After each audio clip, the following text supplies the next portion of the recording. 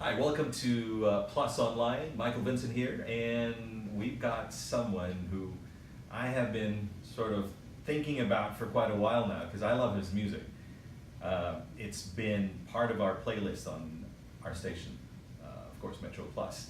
And we have that person right here sitting on the flesh. Hi. Please welcome Lauv. How you doing? I'm good. How are you? Pretty good. Your music is amazing. Thank you. I appreciate mean, that. how would I, which part of the States are you a native of? Because from San Francisco, Oh yeah, California, so many to Atlanta, places. I to know. Philly, and then to New York Yeah. for your and college. Then, and then LA after that. And LA after that. So, I don't know. I feel like I feel like my heart is a lot of California in my heart, but I also grew up for a large part of my life on the East Coast. Yeah, that's so right. We're split.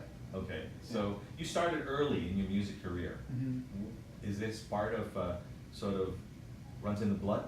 Well, basically, like my parents, being the parents that they were, made me take piano lessons as a little kid, you know, classic thing. Okay. And then my two older sisters played violin and cello, so I Okay. played viola. I was Okay. like a little brother, and we would play together.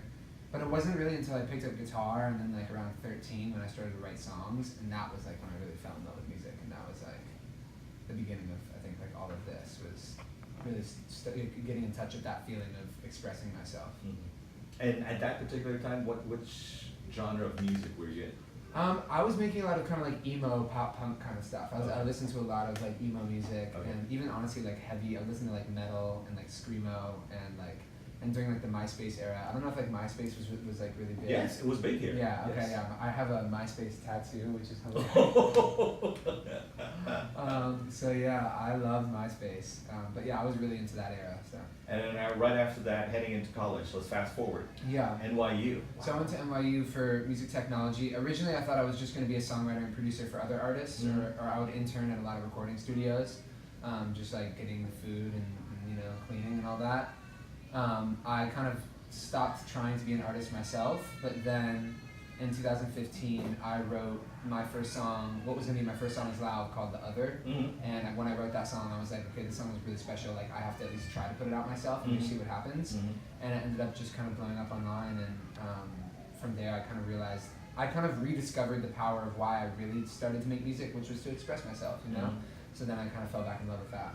Wow. So as far as that is concerned, that's the one that introduced you into the whole wide world of music. Yeah. Of course, collabs with Julia Michaels. Mhm. You've got DJ Snake, Mm-hmm. just to name a few. Troye Sivan as well.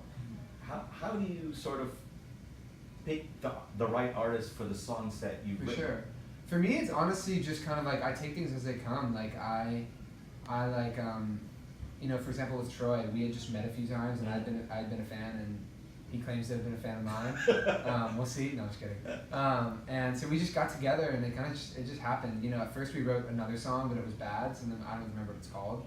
And so we just scrapped that, and then I actually had the chorus of "I'm So Tired" already kind of written. Oh, okay. And so I played it for him, and he freaked out. And then, you know, it's just kind of like now all of a sudden we have a collab, you know? That's kind of how I approach most of my collabs and like writing and stuff, you know? It's like I didn't go in with Julia saying, okay, we're definitely gonna have a song together. It's just like when this stuff sometimes happens. So I just try to let it be natural. So spontaneity is Yeah. what you're after as far as 100%. bringing in artists into your album. Yeah. So what's next now for you? So I'm putting out a song actually on the 31st called Sad Forever. Okay. That I actually just finished a few days ago, and I shot what's probably going to be the music video at the concert in Manila. Oh. Just like premiering the song, so that was really cool. And yeah, the song comes out, and basically taking all the proceeds from it and donating them to organizations that are helping like end the stigma around mental health. Because I myself wrote the song at a time where I was very depressed and I was in a bad place. And yeah, I just hope that people like the song and it helps them, you know, help somebody maybe. Well, Hong Kong it's your first time in Hong Kong. How do you see the city so far? I think it's amazing. Yeah, I think Hong Kong's amazing, absolutely. And would you think that you'll be inspired of writing a song about the city or sort of shooting a video here? I mean, I think visually it's really cool, so I could see myself Coming back. shooting a video. Yeah, that could be really sick. Well, tonight is the concert. Yeah. feel stoked. excited. I'm very excited. Very, very excited. Yeah. You've got fans right downstairs already lining up Yeah. for the concert Crazy. tonight. So right after Hong Kong, what's next for you? Right after Hong Kong, then it's just gonna be. Well, I'll be here for a couple days, and then Japan, Mm-hmm.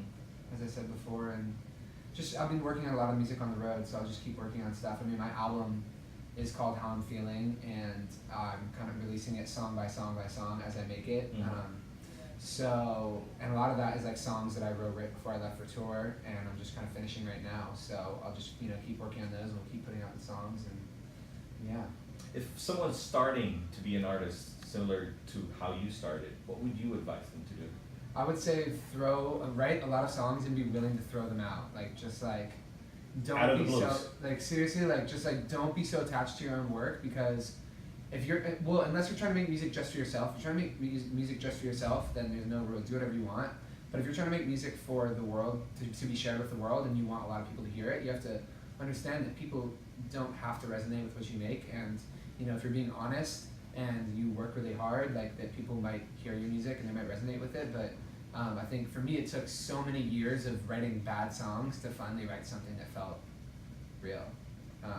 So yeah, I think just don't not give up, keep writing, and don't be so attached to your own work. Before we go, what's your biggest inspiration as far as writing music is concerned? Oh, I hit you there, right? I would say one of my favorite people would be Chris Martin. He's like one of my biggest inspiration in terms of as a songwriter. I just think he's absolutely incredible, and just like the way he conveys emotion is unlike anybody else. So And there's one person that actually hit you too, Paul Simon. yeah, I love Paul Simon. Wow. Yeah. What was that? Was that a Basically, it was like his whole approach to songwriting, where he said in an interview that he was not interested in knowing what it was he was going to write about. It was like he would go in and subconsciously would just be kind of like discovering what it was he was going to write about, and that helped me like free myself a lot as a songwriter, because I used to try to plan so much, like because I like to have control.